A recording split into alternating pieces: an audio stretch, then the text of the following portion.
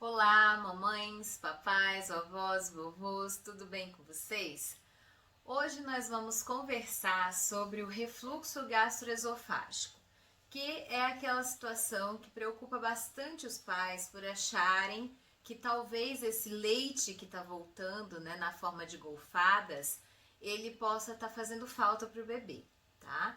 Então a gente vai começar dizendo que o refluxo, gente, nada mais é do que o retorno do conteúdo do estômago para o esôfago e do esôfago pode chegar até a boca e as narinas, tá? As narinas é só porque tem comunicação direta com a boca, então às vezes volta tanto leite que acaba saindo pelas narinas também, tá? Esse refluxo, gente, ele ocorre geralmente logo depois de uma alimentação. Na criança menor, né, na criança até 2 anos de idade, é muito frequente, gente, o refluxo fisiológico, né, aquele refluxo normal pelo desenvolvimento do trato gastrointestinal, ele acontecer em forma de golfadas. Então a criança, ela comeu, aí você colocou ali para rotar, e depois que você deixou ela ali um tempinho para rotar, na hora que você deita a criança ou começa a brincar com ela logo em seguida, se ela não dormir, né, logo em seguida da mamada, ela volta aquele leite todo, né? E às vezes é uma quantidade grande de leite que volta, tá? Então, essa é uma característica. E essa criança, ela é aquela que, mesmo perdendo esse leite todo, ela continua ganhando peso, ela se desenvolve normalmente, ela não tem incômodo por conta da golfada, tá? Então ela teve a golfada, você limpou, a criança tá ali rindo para você, interagindo com você como se nada tivesse acontecido, tá? Então, essa criança, ela tem o que a gente chama de refluxo fisiológico, gente. É comum esse refluxo acontecer muito frequente até os 6 meses e pode acontecer até mais ou menos 1 ano de idade, tá? A criança que tem uma doença associada ao refluxo já é diferente, tá? Essa criança, ela geralmente ela se incomoda com o refluxo, tá? Aquela criança que chora e ela joga a cabeça e o pescoço para trás, assim, como se estivesse tentando esticar essa região para não voltar aquela golfada até a boca, tá? Uma outra coisa que é bastante frequente é a criança não ganhar peso, né? Então, realmente, aquele leite que está voltando e está se jogando fora está fazendo falta para aquela criança, né? E além disso, tem algumas outras características no exame físico que podem nos levar a suspeitar de situações que não sejam um simples refluxo fisiológico, que seja uma doença que a gente precisa investigar mais, tá? Mas a gente sempre vai suspeitar disso, gente, de uma doença e não de algo normal do desenvolvimento da criança, quando a criança realmente não ganha peso, ela tem outros sintomas associados e ela visivelmente tem dor com refluxo, tá? Se não tiver essas características, não tem por que se preocupar, tá? A frequência, gente, do refluxo, né, das regurgitações, ela é variável, tá? Então, mais ou menos uns 5% dos pacientes, né, dos bebês, eles chegam a ter mais de 6 episódios de regurgitação por dia, tá? Então, é muito frequente. Toda mamada ele vai ter aquela regurgitação. Às vezes, até mais de uma vez logo depois de uma mamada, tá? Isso é comum, tá? Ah, outra coisa que a gente tem que lembrar, gente, é que a criança que está mamando no peito e ela tem as regurgitações, mas ela está ganhando peso, ela está se desenvolvendo bem, a gente não precisa fazer nenhuma medida medicamentosa para essa criança, nem mesmo a troca do leite materno por qualquer outra fórmula anti-refluxo, tá? Então, essa criança, o nosso cuidado é apenas na hora de colocá-la para deitar, sempre de barriga para cima, deixar a cabeceira do berço um pouco mais elevada, em torno de uns 30 graus, tá, gente? Então, assim, é um pouco mais elevada mesmo, tá? Não é muito mais elevada. Então, aproximadamente 30 graus de elevação, de forma que dificulte um pouco o retorno do conteúdo do estômago para o esôfago. E só por isso, tá? Então, por que acontece, gente, a doença do refluxo gastroesofágico? A gente, aliás, não só a doença, né? Por que acontece o refluxo gastroesofágico, né? Então, existem alguns mecanismos, tá? A primeira coisa é que a gente tem uma alteração na deglutição no bebezinho, né? Ele ainda não coordena bem o engolir, né? Então, às vezes, isso acaba dando uma bobeada ali e volta leite, né?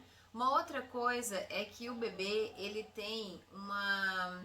Ele vai ingerir ar, né? E isso vai fazer com que haja uma distensão do estômago por ar. E esse ar precisa sair. E às vezes ele sai por cima e acaba levando leite junto, né? Então é comum.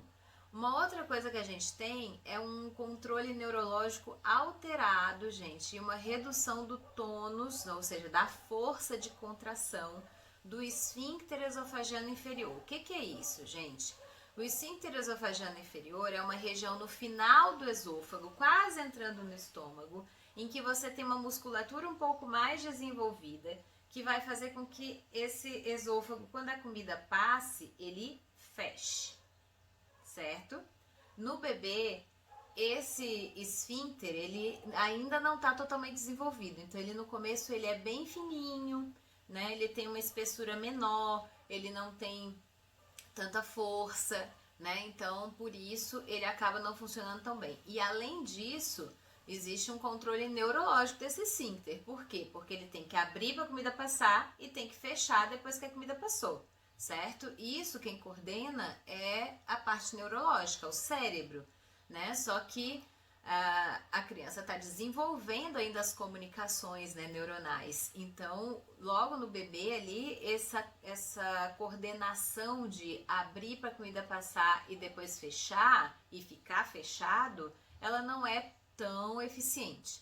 E aí pode dar também o refluxo por conta disso, tá? Uma outra coisa é que a criança ela ainda não tem a contração, né, do nosso trato gastrointestinal normal, né? Assim, como vai ser quando ela estiver um pouco mais velha. Então, ela tem um esvaziamento do estômago mais lento, gente. Então, quanto mais tempo ficar aquele leite parado no estômago, pior é, né? Então, essa é uma outra coisa que ajuda a ter o refluxo. O leite fica mais tempo parado ali no estômago e isso faz com que ele volte também, tá? Além disso, gente, a gente tem alguns outros mecanismos que podem ajudar para que aconteça o refluxo gastroesofágico, né? Então, um deles é qualquer coisa que aumente a pressão, né, dentro do estômago, alguns fatores genéticos, uma postura, né? Então, assim, você vai pegar o bebê de qualquer jeito, deixar ele muito reto, né, na cama, ou pode colocar ele de barriga para baixo, isso vai pressionar a região do estômago e isso também pode dar refluxo, tá? Então existem algumas situações que podem predispor a uma piora do refluxo. Não é que vão ser a causa do refluxo, mas podem ajudar a os episódios serem mais frequentes, tá? Então isso a gente tem que coordenar bem, tá? Uma outra coisa que a gente tem que falar para vocês é sobre os tratamentos, né?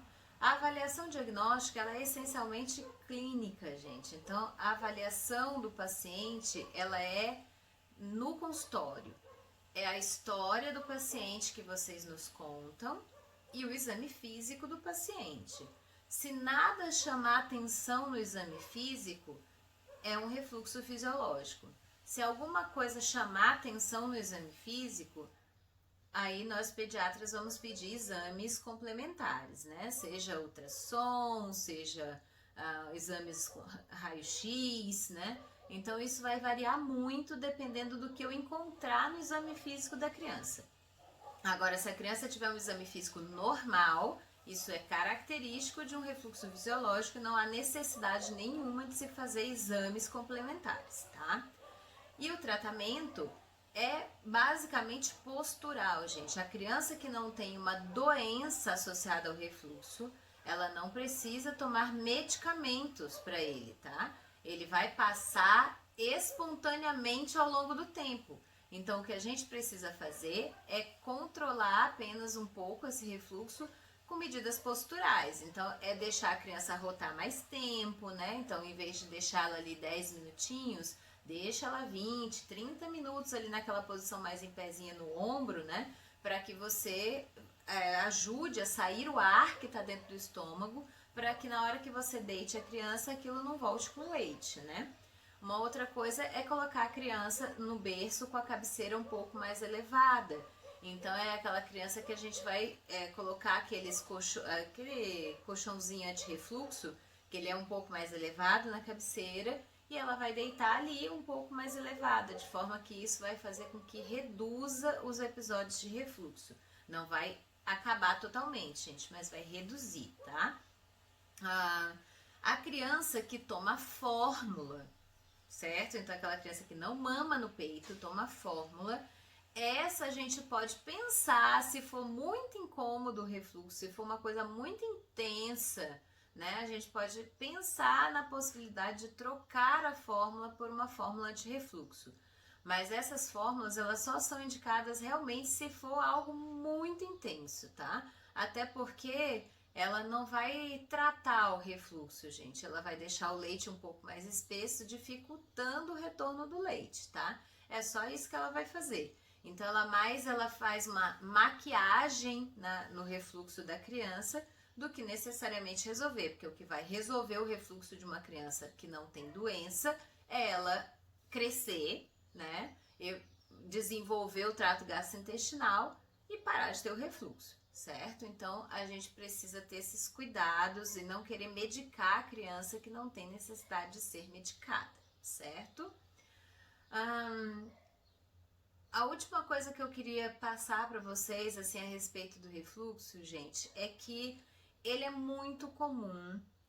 A gente sabe que incomoda pelo cheiro que fica, né? Aquele cheiro de azedo que fica eternamente nas roupas, né? Porque a criança tá sempre regurgitando e isso pode acabar realmente deixando ela sempre com aquele cheirinho de azedo.